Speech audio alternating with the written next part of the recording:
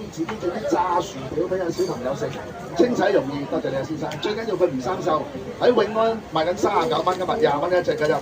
其實我哋屋企乜都有㗎，有4個用途。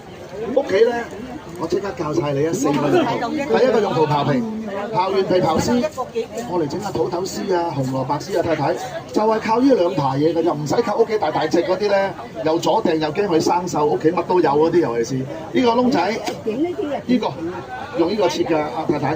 譬如我將呢個紅蘿蔔咧一切落就咁靚仔㗎啦，我嚟整下齋菜，仲有啊，你哋屋企有氣炸鍋咧。你可以自己整啲炸薯條，20蚊㗎咋，小姐。呢個窿仔磨薑、磨蒜蓉。頭先你淨係睇咗薑啫喎，我磨啲蒜頭啊。你哋唔好再拍蒜頭咯喎，拍到周圍都係。喺有牙嗰度磨，你當呢個蒜頭係擦紙膠就得㗎啦。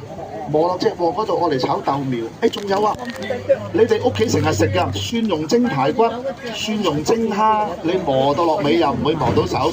但啲蒜蓉咧綿晒碎晒，你哋唔使買嗰啲攪蒜蓉機，又要洗多個架撐㗎。多謝你啊，先生，麻煩你自己攞一隻啊，多謝晒你啊！呢個日本製造㗎，佢絕對唔會喐。